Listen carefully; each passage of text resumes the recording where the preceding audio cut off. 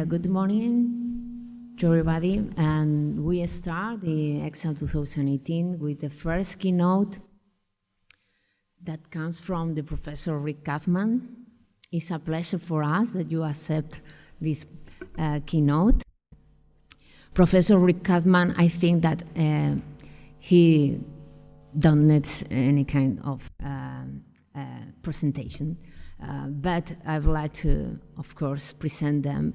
It's a very known for us, and we have all of us read the papers, books, and all this distribution of knowledge that he has provided to our community. Professor Rick Kazman comes from the University of Hawaii and is a research scientist at the Software Engineering Institute of Carnegie Mellon from USA. His primary research interests are, of course, software architectures, design and analysis, software visualization, and software engineering economics. Kazman has created several tools that help us to support software architectures, such as the software architectures analysis method, or the software architecture trade-off analysis method, or cost-benefit analysis method. He has, as I mentioned, more than 200 publications in software architectures in this area, and we have the luck of being here with us, and we are very proud of this. So please, Dr. Rick Kazman, when you want. Okay, thank you, Jennifer, and to the committee for inviting me to give this keynote talk. It is, of course, a great honor to be asked to give a keynote talk. This means a couple things. It means I'm old. I've been doing research in software architecture for more than 25 years. My first published paper in architecture was from 1994, ICSI in Sorrento, if any of you remember that, back that long. And this is, as I say, the second thing is it's a great honor for me to be asked to give this talk. And I know many of you here, but certainly not all of you, so I guess part of the privilege of being asked to give a keynote talk is I can be a little bit self-indulgent at the beginning, and I want to tell you a little bit about myself, in part to explain how I got here and how I got to be interested in the things that I'm interested in. So a brief self-indulgent history. So I'm originally from here. I don't know if any of you recognize this, but this is the beautiful city of Toronto, Canada, in the summer when it looks beautiful. And I studied here, a little bit more of an obscure reference. If any of you recognize this gorgeous piece of brutalist architecture, this is the math building at the University of Waterloo. So I studied at Waterloo, which is just about 130 kilometers away from Toronto, but I didn't study what you would expect. I actually majored in English and minored in music. So how did this get me here? Excellent question. I have a lot of interests, and fortunately, this life has been good to me and has allowed me to explore many of them and combine many of them. So after doing this degree in English and music, I did a master's degree in English, and then I decided I needed to find an actual job. And the one skill that I had from my undergraduate degree at Waterloo was I could program. I knew math, I knew computer science, and so I decided to go back and get a master's degree in computer science, which I did at the University of Waterloo, and that led me here. As part of my master's degree, I worked on turning the Oxford English Dictionary, transforming it from a book into a database. And so my research led me to Oxford, and specifically to the Oxford University Press, where I worked on finite state transduction of the Oxford English Dictionary, allowing me to combine two of my loves, English and computer science. And this was wonderful. And this eventually led me to do my PhD at Carnegie Mellon University, where they had a brand new program in computational linguistics, again, allowing me to continue this merging of my two loves. While I was there, however, I started spending more and more of my time across campus. In this place, the Software Engineering Institute. And so while I was doing my PhD in computational linguistics, I started actually getting more interested in software engineering than in my own PhD. In 1989, I believe it was, I heard my first talk on software architecture, the first time that I had heard those words adjacent to each other, and that was a talk given at the Software Engineering Institute by Mary Shaw. And eventually, via a series of jobs, it ended me up here. For those of you who don't recognize it, this is Waikiki. So now I'm a faculty member at the University of Hawaii. Again, to quote an old song, what a long, strange trip it's been. Where I spend my time, of course, on the beach. Okay, so you may be asking yourself, what has this got to do with anything other than being this indulgent personal history? So I guess three things. First of all, I like multidisciplinary things. I'm at least as interested in people and contextual factors as technology, and this has taken me many places. So my personal evolution as a software engineering researcher began with this paper, SAM, the Software Architecture Analysis Method, which, as I said, was published in ICSE in 1994. And at the time, architecture was still quite a nascent discipline. There were very few papers or books at that time. And when you looked for papers in the research literature that said something about architecture, people would just make claims about their architecture. My architecture is better in terms of modifiability and performance, and my architecture is more robust. And SAM was an attempt to try and put some rigor into measuring these claims. And so we came up with this idea of using scenarios as architectural test cases.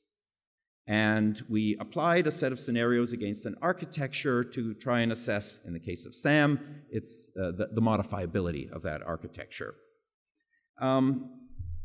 SAM eventually evolved to the ATAM, so we realized that there were other quality attributes of interest. People didn't just worry about the modifiability of their architecture, but its performance, its security, its testability, its interoperability, and so forth. And so we started to think about using these scenarios as more complex test cases. We tried to put more rigor behind the method. We were striving for repeatability.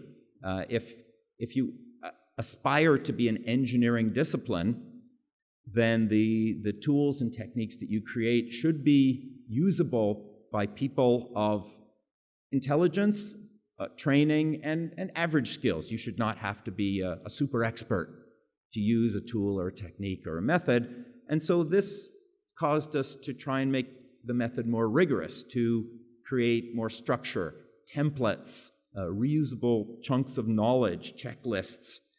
And so we became focused on the usability of this method that we were creating. And so that was pretty good, but still the outputs of the ATAM were highly dependent on the skills and training and knowledge, background knowledge of the people who were leading this method. Also, ATAM produced a set of risks. And risks were technical in nature, typically. And one day, I had done an ATAM on a medical information system. This was a system that was being built by Siemens, And we did this ATAM, and after the ATAM, we were sitting around chatting with the architects, feeling pretty good about ourselves. We had produced a long list of risks and trade-offs. And I started, again, feeling pretty good about myself, I started suggesting some architectural improvements to the architects of the system. You know, well, here's how you could address this risk, and here's what you should do to address that risk. And every time I made what I thought was a clever suggestion, the architects rejected it. And they said, well, we can't do that. That'll blow our budget. Or we can't do that. We won't meet our next deadline. Every time that I had what I thought was a clever idea, I got slapped in the face by reality, by cost and schedule. And so this caused us to create our next method in this series called the CBAM, the Cost-Benefit Analysis Method. And this allowed us to compare or to analyze architectural strategies, architectural approaches, in terms of their costs and in terms of their benefits so that they could be prioritized. So we started to get more and more interested in being able to quantify architectural approaches, the costs and the benefits of these approaches. And so we took solace in this kind of reasoning, that we really needed to be able to express our knowledge in some sort of numbers so that we could be more rigorous about comparing it. But in the end, it was still garbage in, garbage out, right, as are most methods in software engineering. We were dependent on the knowledge, the inputs of the architects to tell us to get good outputs. And so, of course, there's no sense being so precise if you don't know what you're talking about. And so this was still a problem. This was the heart of the problem, really, with these kinds of human-oriented methods that we have been working so hard to create. So my focus today is really more on automated software engineering, to take the human to some extent, you cannot do it entirely, but to take the human to some extent out of the loop and to automate as much of the analysis as possible so that it is more repeatable, more predictable, so that you can run larger numbers of empirical studies. So tools are not an end in and of themselves, but a way of extending our reach and a way of becoming more objective. And if these empirical studies are done right, this becomes the basis for replication packages so that we can do reproducibility, and this allows us then to talk with more confidence about costs and benefits, about trade-offs, and to address the kinds of issues that industry really has. We are software engineering, not software science. And so we need to concern ourselves with problems of practical significance, with tools that are actually usable by people in industry. And I'll be talking a little later in the talk about the kinds of transition to industry that we've been working on, trying to get these ideas, these theories, translating them into tools and eventually into practice. Because, to quote the great Yogi Berra, in theory, there's no difference between theory and practice. In practice, there is. So we really needed to work with industry, and we felt that this has helped us enormously and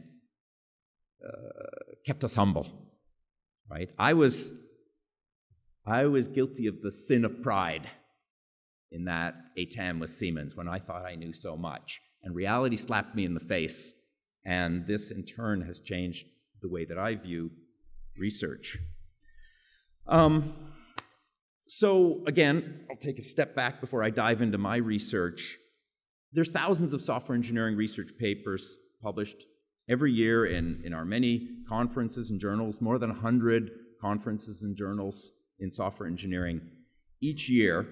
But the feedback that I get from practitioners is that the vast majority of this research doesn't actually help them, doesn't actually address their problems. And by the way, I have to say I am really pleased extremely pleased that there's Industry Day here tomorrow, because I think this is exactly the sort of thing that every software engineering conference needs to be doing, is inviting industry in, collaborating with industry to ensure that we are kept honest, that we're kept on the straight and narrow. So how do I know this? And what makes a piece of research valuable or useful? So a couple of years ago, I did a survey of practitioners along with Anthony Tang. We surveyed 61 practitioners, and we asked them if they had read any research papers from conferences or journals in the last 3 years. And only 19 of them, 31%, said that they had, but when we pressed them, it turned out that only 4 of them could name one of those 100, a true research journal or research conferences. The other ones named trade publications. They maybe had read or attended a QCon or an O'Reilly conference or something like that. And so our conclusion from that is there was a gap. There was a gap between the kinds of research that we as a community were creating and the real needs of industry. Contrast this with medicine. The average internist, the average practicing doctor, spends 4.5 hours per week reading medical journals. Right? There's a gap. There's a huge difference in terms of how well we as researchers are working with and affecting industry. They don't seek out academic results, and we're not adequately communicating our results to practitioners. And I think that again, I was guilty of this, that we don't really understand in many cases the true needs of industry and even of existing solutions in industry. Industry marches along without us and creates its own technologies and its own tools. And so it is up to us to align ourselves, align our work with industry, align our assumptions with industry. And part of this, of course, is the nature of our work. I think that we're dealing with an incentive misalignment. As academics, and I know not all of you are academics in this audience, but as academics, we're incentivized to write papers, journal papers, conference papers, and to get citations of those papers and to get grants, not to have that research that we create adopted by industry. So there is an incentive misalignment here. As a consequence, much of our research may be irrelevant. It may disregard the practical constraints, the real constraints, again, as I did, of solutions that work in the real world. We may not understand the context in which our theories and tools and methods are applied, and hence they're not going to be useful. And here's something that, as a reviewer, I often gripe about, is that very few research papers really attempt to evaluate the costs, the benefits, and the risks of the solution that they promote. Is the benefit of this tool or this technique that you are promulgating worth the trouble, worth the effort? Is this going to be usable in the real world? So last year, there was a really nice paper published in IEEE Software by Lionel Briand, and he talked about context-driven software engineering, which he defines as research focused on problems defined in collaboration with industrial partners and driven by concrete needs. And I'm using my privilege as a keynote speaker to make an argument, a plea for more of this kind of research. And the argument that Lionel makes in this paper is that the applicability of research depends to a large extent on contextual factors, human factors like the background or education of an engineer, organizational factors like cost and schedule constraints, domain-related factors, perhaps compliance to standards. So given that background, that bully pulpit, I'd like to talk about where my research has moved in the past few years to attempt to focus on these kinds of goals, these kinds of constraints. And this is on measuring and managing architecture debt. So this is your average software project. If you work with people in industry, you recognize this picture or the metaphor implied here. The boat is leaking, but you keep paddling. You, the developers of the project, keep paddling. And the question is, why? Why would you not stop, pull the boat onto the shore, bail the water out, and fix the leaks? And there's a couple reasons. One is the illusion of progress. We're working hard, maybe we're working harder than ever, and we are moving forward a little bit. We are still able to make some forward progress. And we typically don't measure the degree to which we are in debt, we are underwater, we are slowed down by the accumulated debt of the decisions that have been made over the years. And the claim that I'm going to make is that this debt is due to the incremental accumulation of architectural flaws. Little tiny design mistakes that programmers make innocently because they're busy doing their real job, which is implementing features and fixing bugs.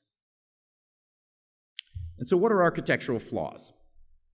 Well, we've all seen them, we all know them. You've probably heard terms like anti-patterns or architectural anti-patterns. And we see these in real life, right? You see the big ball of mud, right? Tangled mess of code, the God class that tries to do everything and is involved in every part of the system. There are interface mismatches or mismatched expectations, mismatched assumptions from one part of the system and another. There are designs where context really was not carefully considered. This is a picture that I took at ICSI in Argentina.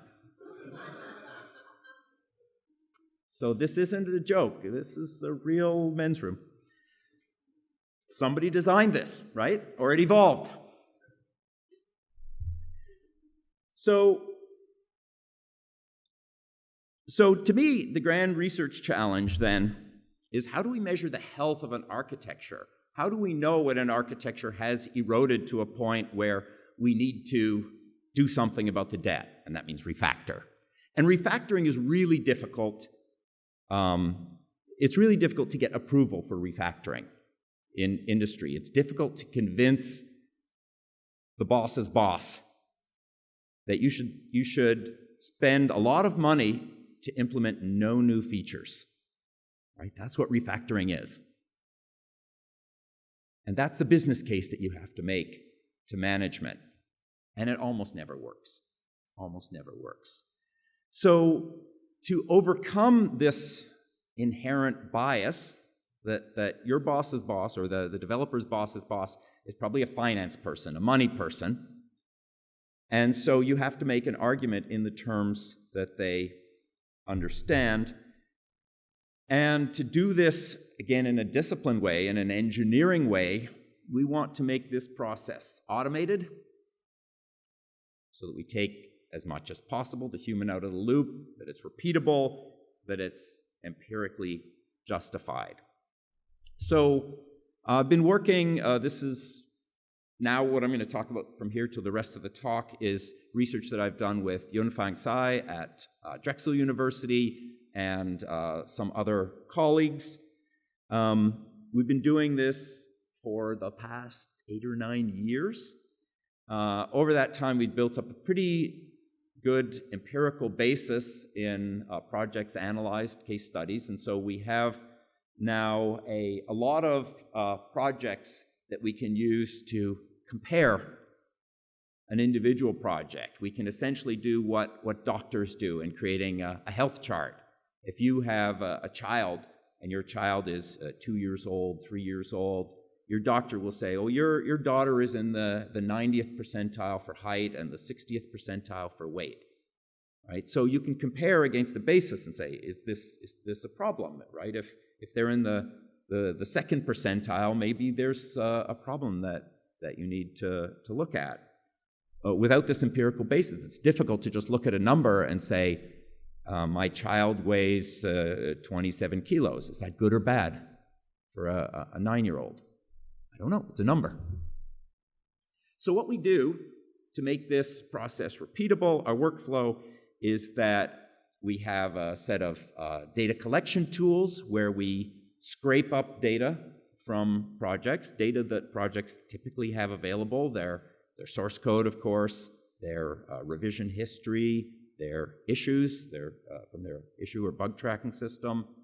We analyze those artifacts to try and determine the architectural flaws, and then we follow that up with feedback from practitioners to determine whether this information was correct, whether it reflects their understanding of the architecture, whether it's useful to them, whether it provides insights to them. So we have a set of tools that we've created. This was initially called Titan. Now there's a second generation of these tools called BV8.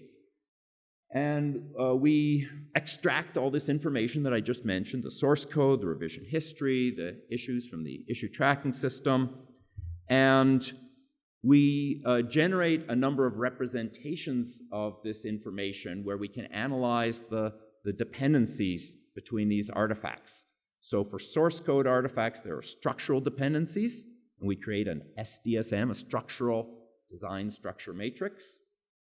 For history, we can create a history DSM, what we call an HDSM, which is a design structure matrix that shows you the historical couplings between artifacts. So if, for example, two files are regularly checked in together, you don't know why, you just know. If you look at the revision history of the project, whenever file X is checked in, file Y is checked in. Whenever X is changed, Y needs to be changed as well. There's something going on there.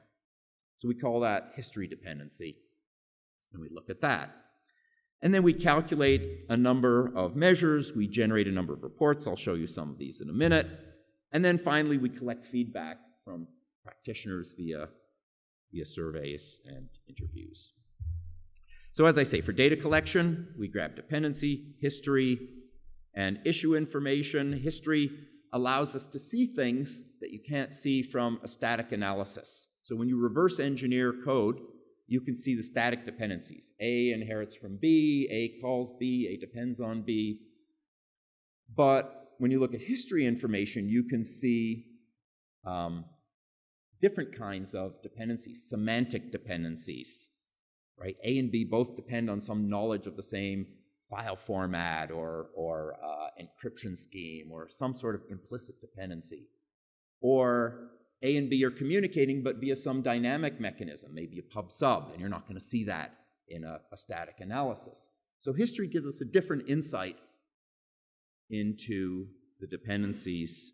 And then issues tie everything together so that you can relate these structural dependencies and these historic dependencies to bugs and to changes.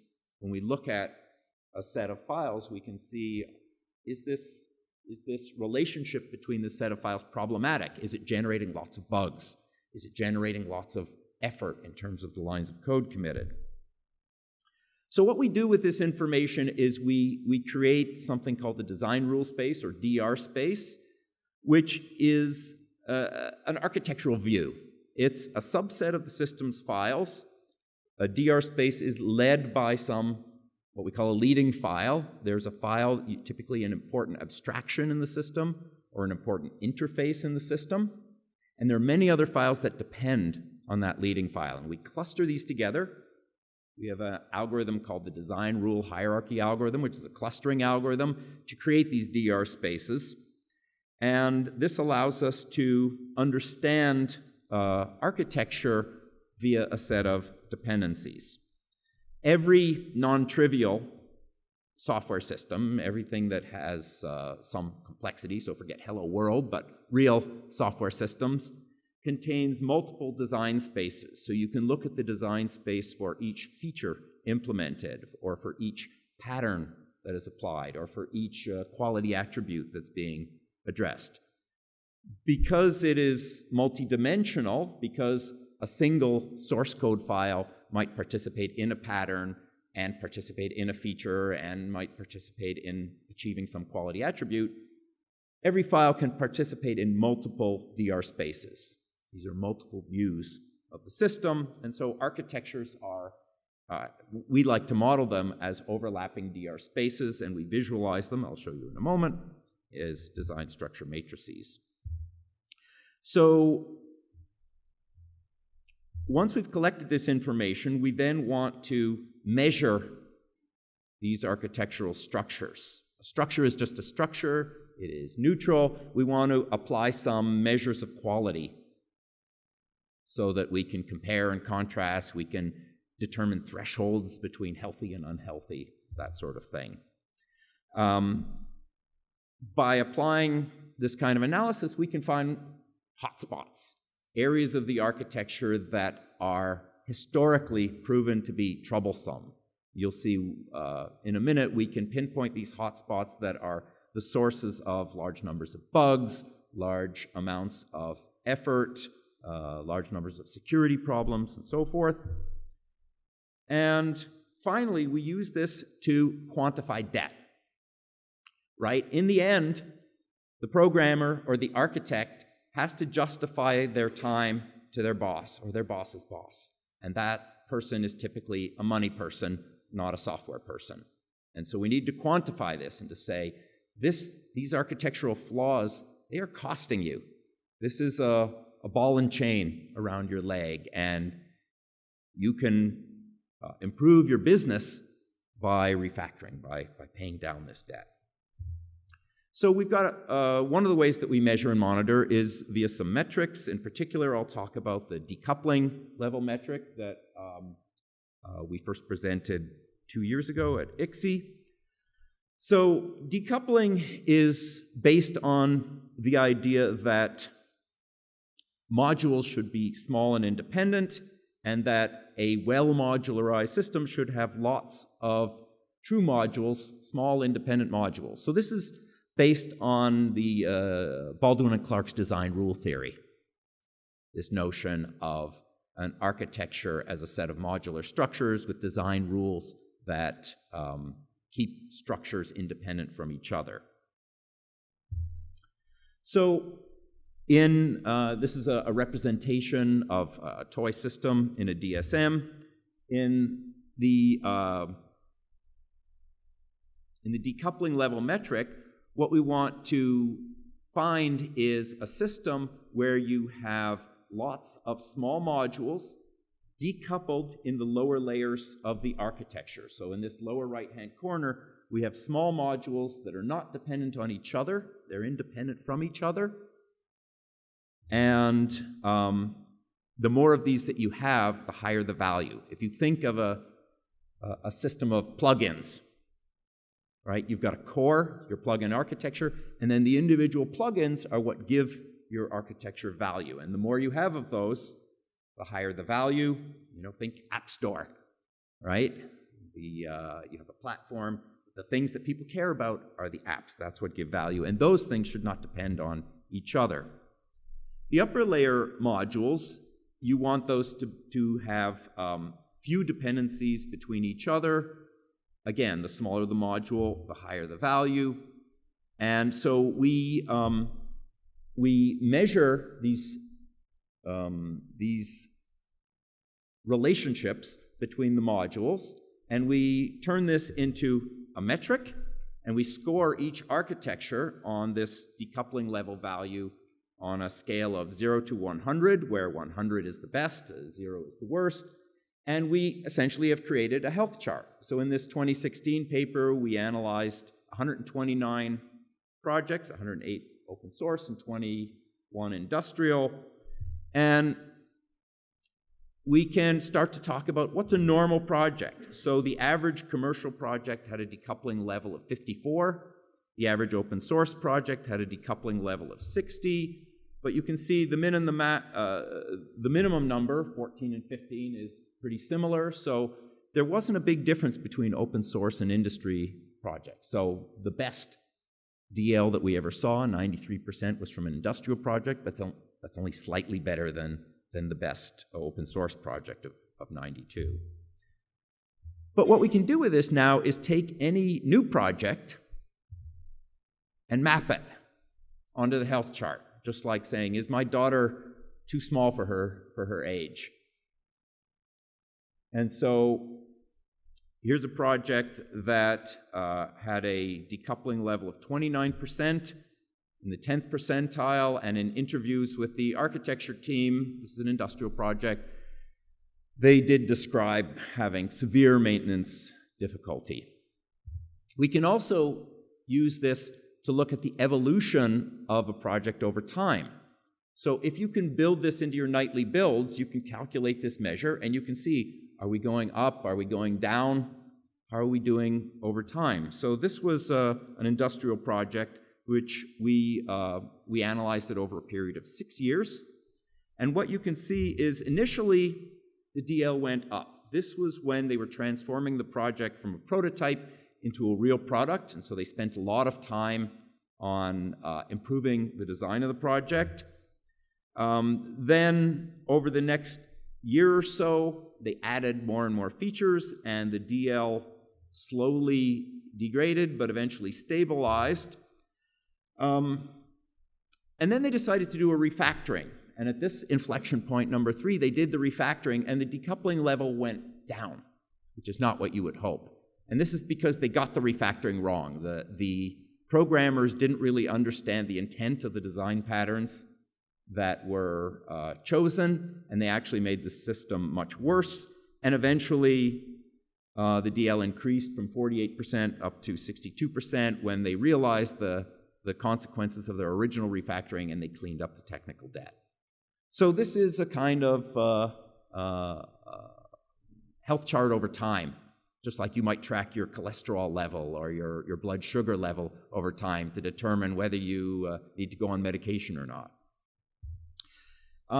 Another kind of health measure that we use is we automatically detect flaws, and we can automatically detect 6 kinds of flaws: unstable interface, modularity violation, and so forth. I will show you some examples, but the point here, the reason that we're analyzing and collecting these, is that these flaws are highly, highly correlated with bugs, changes, and churn. Files that participate in higher numbers of flaws are buggy. They cause a lot of problems. They cost a lot of effort. So let's take a look at these. One flaw is unstable interface.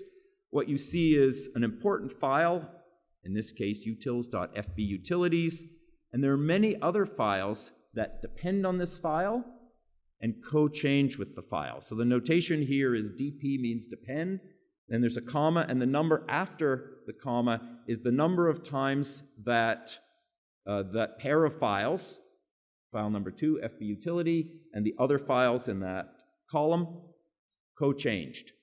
So fbutilities and database descriptor co-changed 44 times, for example.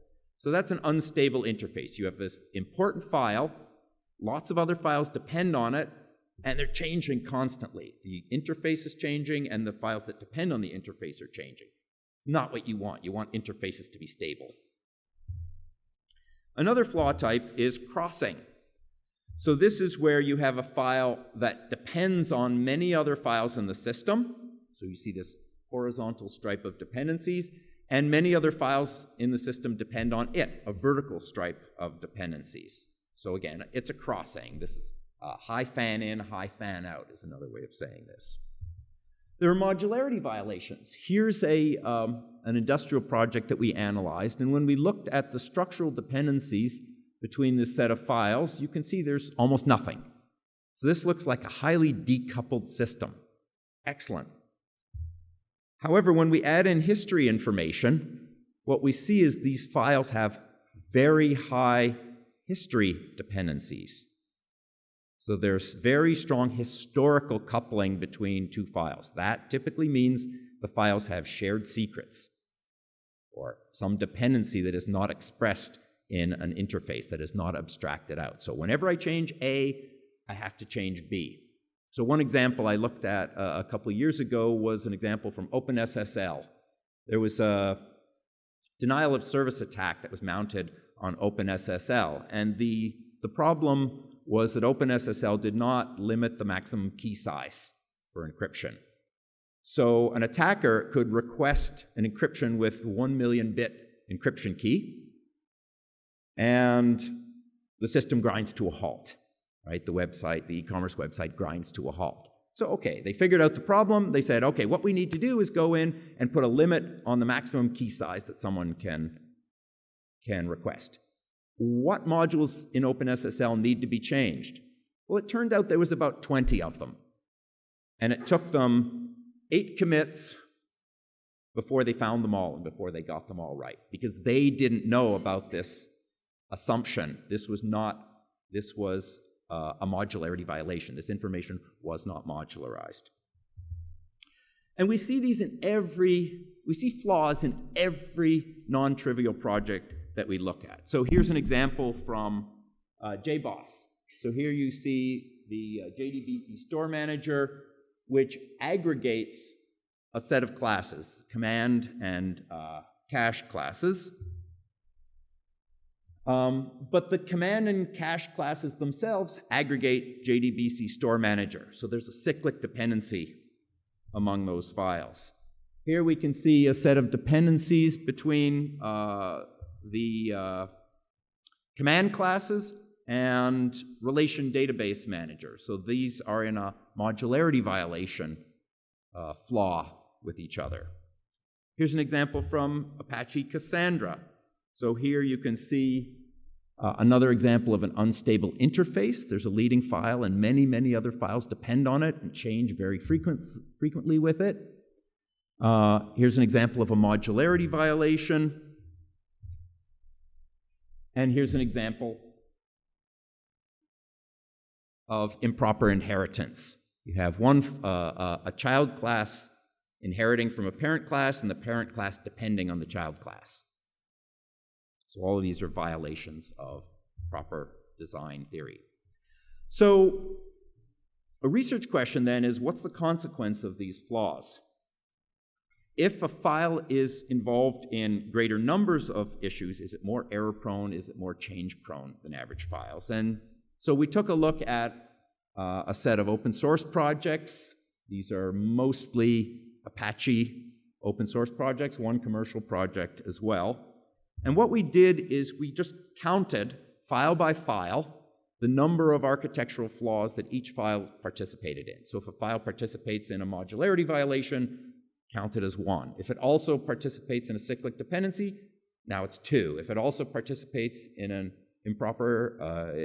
unstable interface, now it's 3. So we counted the number of flaws that each file participates in, and we also calculated the number of bugs that file has been committed to fix, the number of changes the file has been committed to implement, and the number of lines of code committed to fix those bugs and implement those changes. And there's the results. Clear? Okay, sorry. Let's zoom in on one of those projects. So this is Apache Avro, and what you see here is on each row the number of architectural flaws and the average number of bugs, bug churn, changes, and change churn for files within Avro that had that many flaws. So you can see for the files that participated in 0 architectural flaws, they had almost no bugs, they had almost no changes. But as you go down, you look at the set of files that participated in 1, 2, 3, 4 architectural flaws, look at 4, those files on average participated in 16.5 bugs, requiring 255 lines of code to fix, 33.5 changes requiring 1,220 lines of code. So for all of these projects, the number of flaws and the number of bugs, changes, and the amount of churn is highly correlated, always a 0.9 correlation. In a subsequent paper, we said, well, I wonder if this holds true for security flaws as well, because security flaws are particularly costly, particularly pernicious, damaging to reputations, costly. And so we did the same thing. We took, in this case, 11 projects, and we did the exact same analysis, but we also looked at the frequency of security bugs and changes made that were labeled as security, and we see the exact same kind of correlations, that security bugs are indeed strongly correlated with architectural flaws as well. These things are problems. Finally, I'm nearing the end of my talk, how do we quantify the costs? What's the cost of the debt that you're carrying? So we want to look at these flaws, we want to look at the damaged parts of the architectures, the parts that are causing your boat to be full of water and keeping you from making forward progress. And then we want to estimate the ROI, the return on investment, of fixing that. Because really that is the bottom line. If I were to spend the money, invest the money to clean up this code base, is it going to be worth it? Right? That's what your boss's boss wants to know. So what we can do is, based on the analyses that we can do with this tool suite, we can look at individual DR spaces, individual clusters of files that are known to be highly buggy or highly change-prone. We can identify the flaws in those clusters of files, and by identifying the flaw, you essentially identify a refactoring strategy. If there's a cyclic dependency, break the cycle. If there's improper inheritance, there's typically some functionality in a child class that needs to get moved up to the parent class. If there's a modularity violation,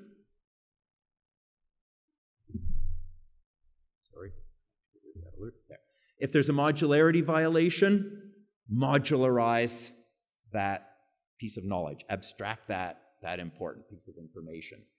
So we could identify the penalty caused by the architectural debt in terms of additional defects, additional changes, additional lines of code committed. And we can, by identifying the refactoring strategies, we can ask the architects to estimate the cost of doing the refactoring. How much would it cost you to modularize this information or to break that cyclic dependency? And using that information, we can come up with an expected savings. The assumption here is that if changes, churn, bugs are highly correlated with flaws, 0.9 correlation, if we remove the flaws, these files should go back to being normal files in the project. So they should have average project-wide levels of bugs and changes. So the difference between their current level and the average level is the expected savings that you gain from refactoring. And based on this, we can come up with a return on investment. So this was a project that we did with SoftServe, a global consulting company. And in this project, the cost of refactoring was estimated to be 14 person months. The benefit was calculated to be 41.35 person months per year, a 300% return on investment in the first year alone. This was a no-brainer to go to management and say, let's clean up the debt. We just had a paper published in ASE 3 weeks ago on our industrial experience, and also I hope you will go attend my colleague Wu Wensheng's talk tomorrow about the industrial experience we had with Huawei. So I won't talk about that because I don't want to steal his thunder, but I'll talk about the experience we had with ABB, where we looked at applying architectural level metrics, decoupling level, architecture flaw analysis, and cost-benefit analysis at 8 projects within ABB at different locations around the world, different sizes, different languages of implementation. And we asked them, does this help? So this gets to the final part of my research methodology, is the surveys and the interviews. Did this help to decide if, when, and where to refactor? Did it help practitioners figure out, does my project suck? Right? Am I really bad compared to other projects within the company or around the world? And does the tool suite really help me find the source of the problems? So these are the 8 projects with, of course, identifying information removed to protect the guilty. This one at the bottom, Project EC, had a decoupling level in the 28th percentile. It was extremely confirmed by the architects to be extremely difficult to maintain. They said that a 1 line of code change could take a person-month of effort in this project. And of course, we were able to find lots and lots of architectural flaws like cliques and unstable interfaces and modularity violations. And the files that participated in these cliques were in typically the top 1% or top 0.1% of the buggiest files of the project. So they were the most error-prone files. We also talked to the ABB architects, and we asked them things like, well, what did this information reveal to you that you didn't know about your architecture, and were these metrics useful? So they verified that the information we provided was useful in closing the gap with management. It is often the case that architects know in their gut that something is wrong, but being able to precisely identify it and quantify it gave them a tool that they had not had before. So these quantifiable results helped them to make the case that the flaws were the cause of maintenance difficulty. This architecture degradation was the cause of maintenance difficulty. 6 of the 8 projects did plan or had already in fact started the refactoring process. So the lessons learned: yes, it is possible to objectively assess and quantify architectural quality. Where I began with SAM and ATAM was a good start for the 1990s, but we've moved beyond that, and I think justifiably so. And it's possible to bridge the gap between the money people and the architecture people. These results were enthusiastically received. The project were taking action on it, and they are incorporating this into their regular build process. So final thoughts. You can't manage it if you don't measure it. Quantification is key. And this measurement has to be automated. If it relies on the skill and knowledge and time of individuals, it won't be done, or even if it's done, it may not be trusted, it may not be repeatable. It's really useful to incorporate these into a regular build process, just the way you might do regression testing. You might do security scans in your nightly build. And this eventually leads to early notification and eventually improved architectures. And in the end, money talks. It's the only thing that really is universal among all the stakeholders. And so quantification and return on investment calculations are critical. So with that, I'd like to thank you, and I'm happy to take questions.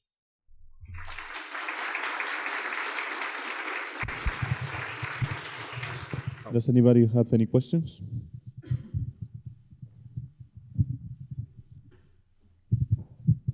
Thank you for this very interesting talk, really. You showed us the results that the architectural flaws correlate with the metrics like bug churn and so on. I was wondering what happens if you remove the architectural flaw. Does the file still have high bug churn, which means there's another cause for the bug churn and it just happens to be a correlation, or is that the next step maybe to do? Yeah, so it's a great question. We've actually been doing a number of refactoring studies where we look at the before and after state. And indeed, we do see that when you remove the flaws, the rate of new bugs introduced goes down. Now, you have to be careful how you analyze this. If you look at the entire history of that file, it has all of that bad stuff there. So you have to, divide history into a before and after segment. But when you do that, yes, we have seen that correlation in this case really does look like causation. Okay. And so when you remove the flaws, the architecture becomes easier to maintain, easier to modify, easier to understand. Thanks. Hi, Rick. Thanks very much for a great talk. My name is Alberto Ritzer, Isolab Solutions. I really appreciate the history that you showed going from architecture reviews to automation. And my question is, to what extent automation can replace the benefits you used to get in architecture reviews, where we got all the architecture team together, we got the buy-in, you get the feedback and so forth? Right, that's a great question, thank you. So for those of you that didn't hear it, Alberto's question was, to what extent do these automated measures replace architecture reviews? And I would say they're complementary. An architecture review has a lot of benefits, and this is something that we learned over the years in doing SAMs and ATAMs and CBAMs, all the AMs, is the architecture reviews bring people together. Often it brings the stakeholders together for the very first time, and that's when you get the programmers and the managers and the testers and the integrators and the customers all in the same room talking more or less the same language.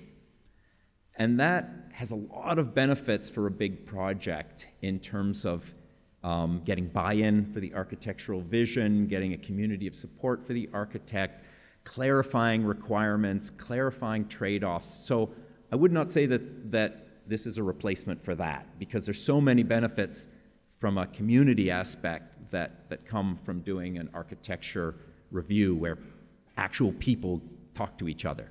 That's good. However, what that lacks, and what you typically cannot do in an architecture review, which is a day or a half a day or 2 days long, is you can't get precision.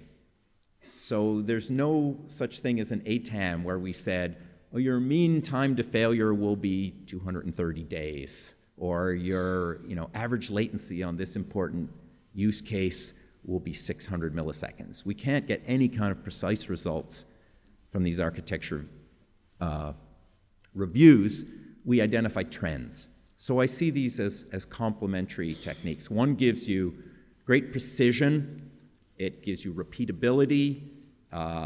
As I say, you can put it in the nightly build process and associate alarms with certain, if I have a new architecture flaw that appeared since yesterday, I want to report, I want to know about it. If my decoupling level falls below this particular threshold, maybe it's time to do a refactoring. Those kinds of benefits accrue to an automated technique, which won't accrue to the human-oriented analysis method. So I do see them as being complementary.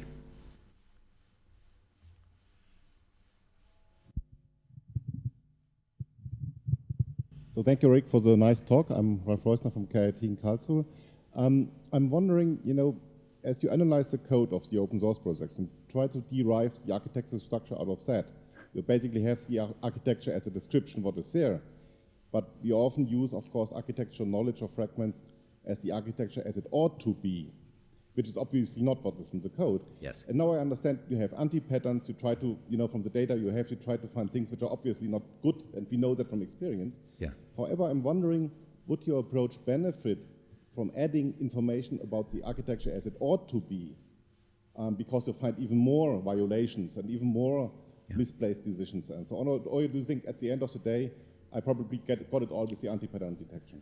Yeah, that's a great question. So in fact, one of the things that I've been working on, and lots of other people have worked on this as well, I know, is trying to do automatic pattern recognition in an architecture, and in fact to do fuzzy pattern recognition. So we expect there to be an adapter pattern or a factory pattern, but it wasn't implemented very well, and so if we try and do precise pattern matching, it won't match. So we, in fact, are using this notion of a design rule space to do this fuzzy pattern matching. So if I have a file called blah blah factory,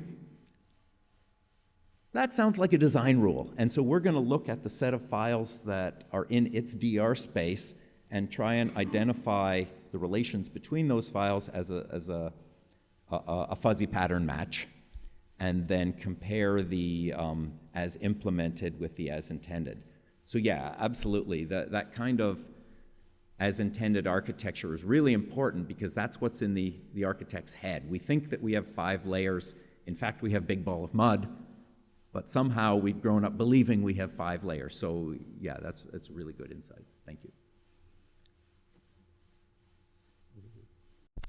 Oh, okay, here first. Just a quick question. Have you done some sort of to relate the information that you gather here and you correlate it to, I don't know, business impact factors? And in very large systems, you might have some components or features of the system have key aspects of impact of business. I don't know. This company is doing, I don't know, this now is doing online software. There was the offline sales, but now the online sales is the main thing. The offline sales is done. Yeah. So have you done correlation? Okay. So if there are both in the offline side of the sales, this is not going to be as important as dealing with the online sales. So is there part of your sales where you correlate the impact to the business to the impact in the Yeah, that's a great question, and the answer is yes and no. In the end, what we do when we're working with industrial collaborators is we prepare a report, and the report says, here's all the dirt we dug up about your architecture. It has these flaws. These flaws are costing this amount of debt per year. Here's the decoupling level. Here's potentially some refactoring strategies. And then we give it back to the business, and the business looks at it and typically says something like what you said, like, you know, I care about this, don't care so much about that and that, because perhaps there's some dusty corner of the architecture that isn't being actively worked on. So to some extent, we just leave that up to them to make that determination. You know, kind of, again, like your doctor telling you you have high cholesterol and you decide whether you want to cut down on milkshakes or not. But we can provide some insight into that, and this comes from the history analysis. So in the history analysis, we can look at the trends of the files, and we can essentially take time slices of a system's history. And so if we see that there's an area of the architecture which has flaws, but where that area has not been active in the previous year or two, that would be an indicator back to the project that perhaps this isn't an area that's going to bring them much return on investment. So we can at least hint at the kind of insight that you're asking for. The problem, the reason it's only a hint, is it takes a while to build up enough history to really see those trends. And they may just know because they know the business. They may know more than what we can discern from those trends. Hi, thanks for your talk. Rebecca Orsbrock.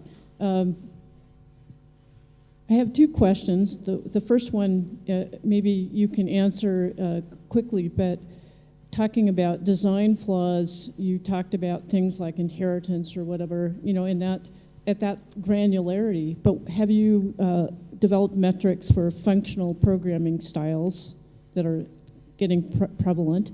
And then the other question was, you know, thinking from an industrial standpoint, the stability or the correlation between the libraries I'm using, because a lot of people use open source, and the architectural flaws that introduces into their architectures. So thoughts about those two things. Yeah, so I don't think I understood the first question. So let me answer the second question first, and then maybe you can.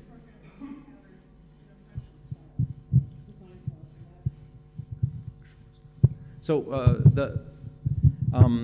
the question about libraries, sure, that's a huge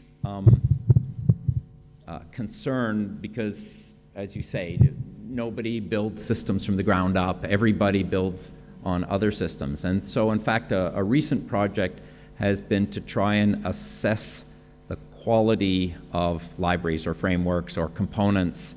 And what we do is we use this analysis as one of the dimensions of analysis. So we're trying to do a kind of consumer reports. I don't know if that means anything to people from Europe, but it's a consumer agency that does product ratings in the US. And they'll provide essentially tables of rankings along various quality measures. So if you're trying to buy a new car, they'll talk about the gas mileage of the new car and its safety rating and its crash worthiness and its carrying capacity and so forth. So we're putting together these scorecards for components along multiple dimensions. One of those dimensions is the modifiability, maintainability dimension. Sorry, I still don't understand your first question. Well, so you talked about design flaws that you detected in various modules, and I'm wondering if you've done anything for functional style programming, you know. Oh, I see what you're saying. So, okay, for because objects are not the only implementation technology, so just wondering about that. Yeah, we have not. So presumably there would be a different set of characteristic flaws in a functional programming language.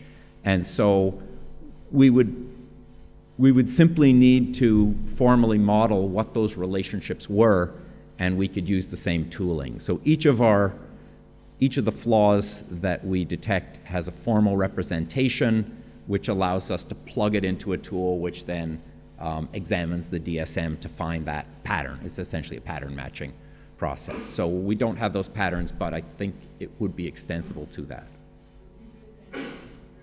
Maybe we can talk about that. She's my wife, so I don't know what kind of question. It's just scary. So this is not a planned question, by the way, but great job. So my question is that with this kind of tool, you discover those architectural flaws.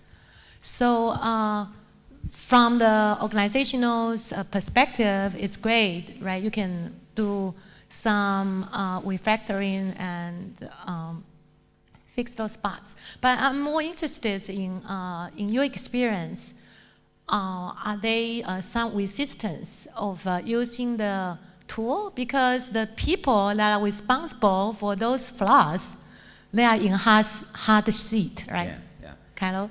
Yeah, so actually, I mean, maybe you attend tomorrow's talk to hear about that, about the adoption of these kinds of things. But what we've been finding is generally not. So architects often feel pressured on many sides. They feel that there are these unreasonable management expectations on them to always do more. There are expectations from their stakeholders. They're dealing with this group of unruly programmers. And so they, typically I've found they've been very receptive to this kind of information because, as I said before, they feel it in their gut. They know, an architect knows when their architecture is horrible, when it's hard to maintain, it's hard to debug, it's hard to understand, it's hard to extend.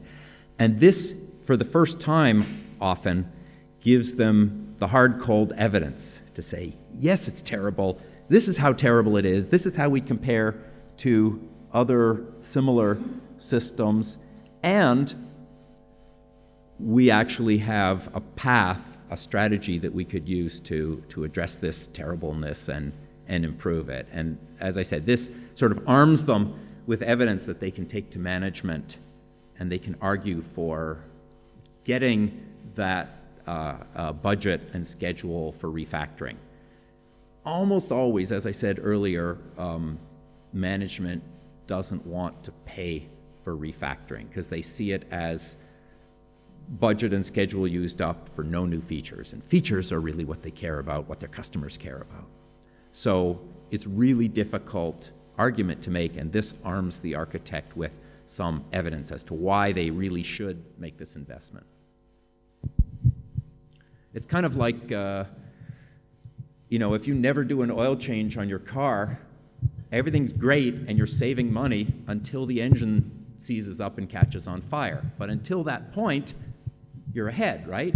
I never had to go to the mechanic. I never had to pay a penny for oil changes. Until the car stops, you're doing great.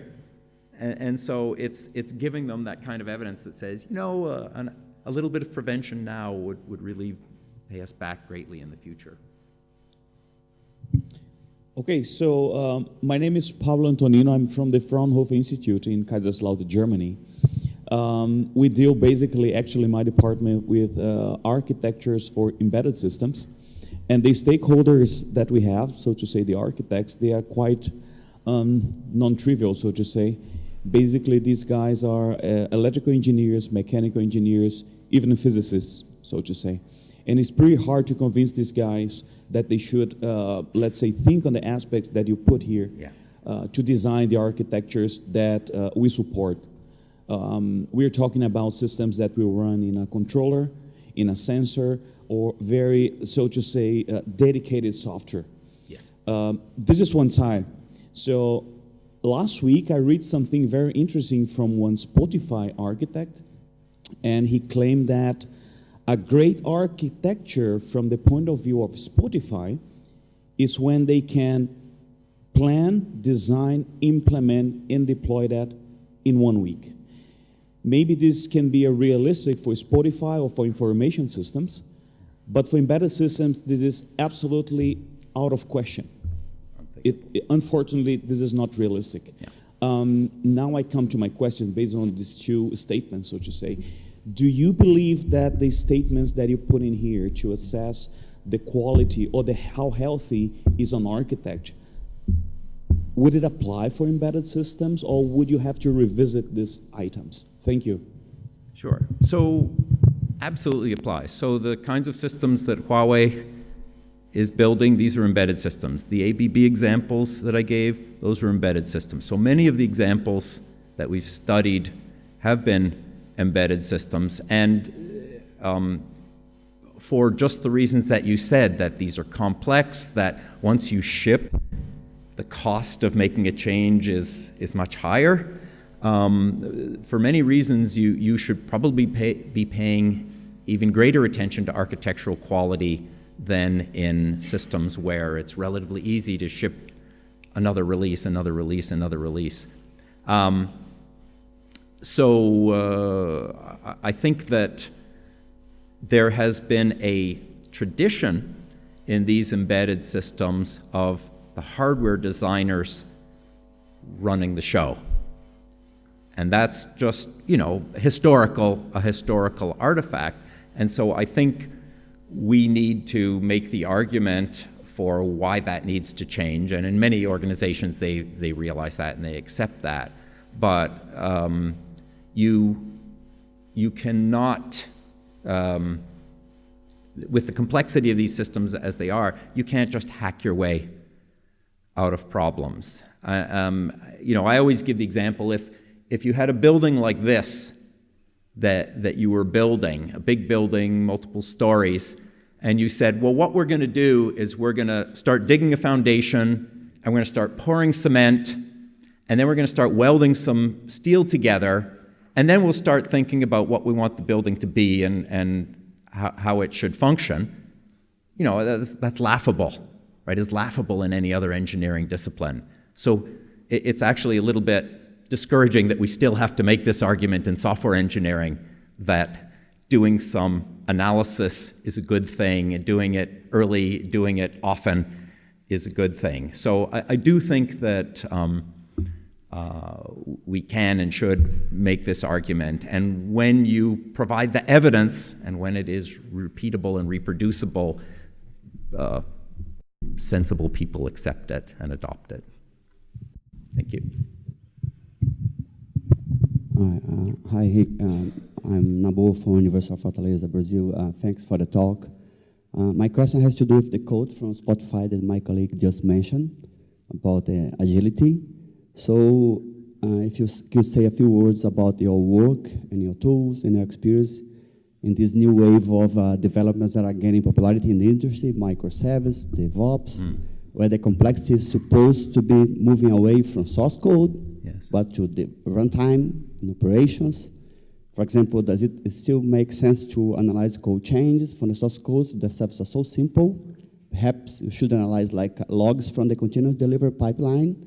So which servers are being redeployed together. And also, finally, I mentioned in the beginning of your talk, you mentioned about misalignment between academia and the industry.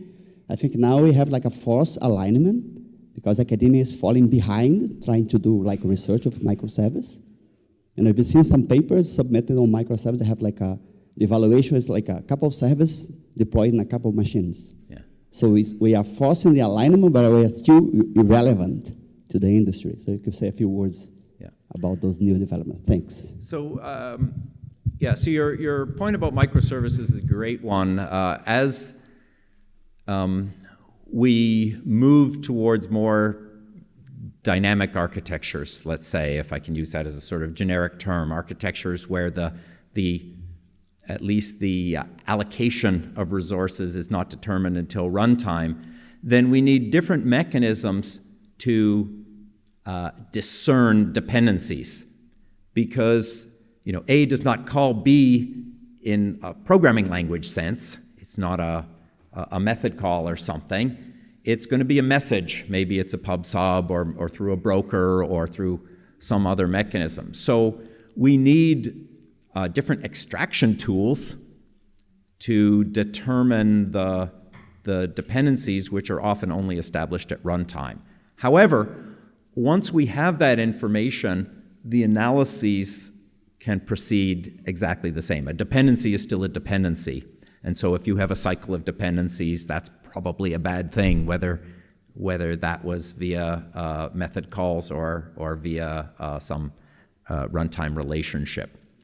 Now I've forgotten the second question. Something about the relationship between academic and industrial research. Sorry. Because you talk about the misalignment between industry and academia in the beginning, and now the academia is falling behind. Yeah, so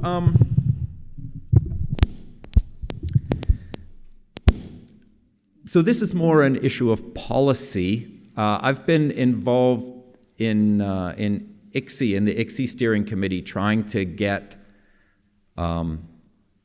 a greater emphasis on industry. I think this past ICSI in Gothenburg did a great job on inviting industry in and having events that increased industrial participation. And I try to attend 1 or 2 industrial conferences a year so that I'm listening to the problems of practitioners and their solutions, because as I mentioned, and as you said, sometimes they're ahead of us in academia. This is not a technical problem to solve. This is a social problem where we cannot remain in our enclaves and not listening to each other, especially in software engineering, right? We're an engineering discipline, and that means we have to be focused on problems of practical significance. If we don't understand practice, shame on us. So I think doing things like industry days, I think all of us should attend some industry symposia as something that's healthy for academics and software engineering to be doing, to hear their problems, to hear their solutions, to discuss collaborations. Some of my most exciting work, I think, is when I'm collaborating with people in industry on real problems of real significance. That's what makes me happy anyway.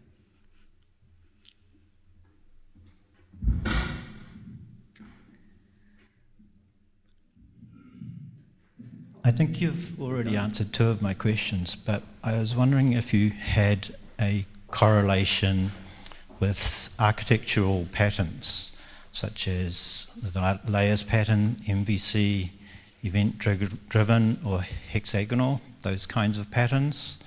I also had microservices and MapReduce here, but I think you've answered those 2. Oh, there you were.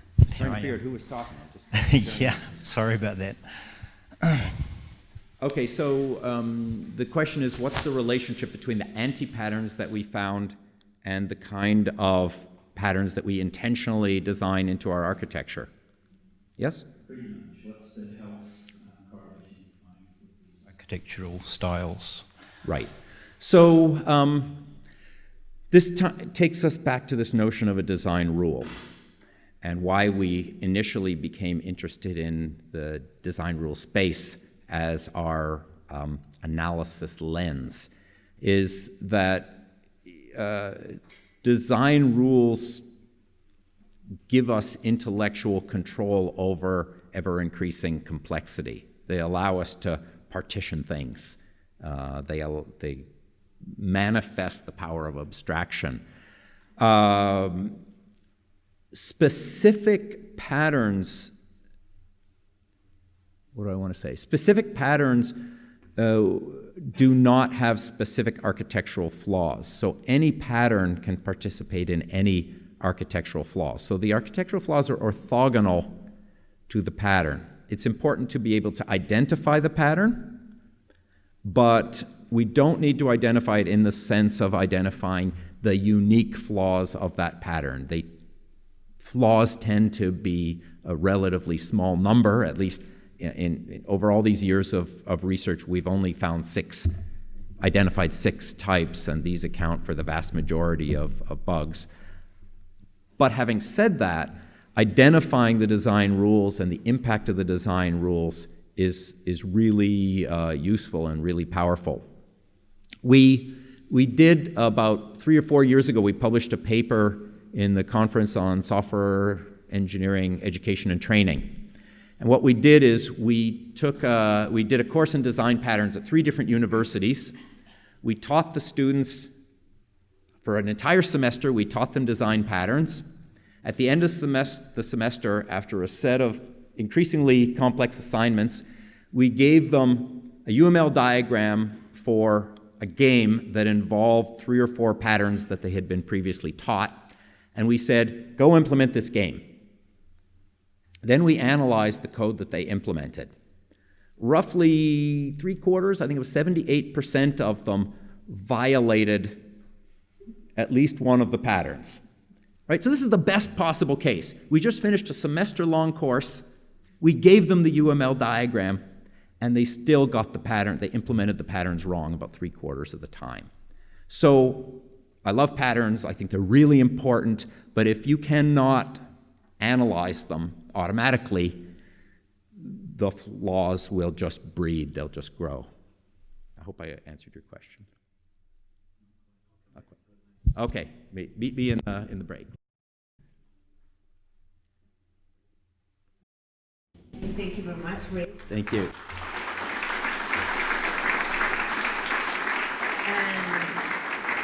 Here we have 3 presents for you. I hope that you enjoy from the organizing, also from UPM. And this is for you. Thank you very much for coming.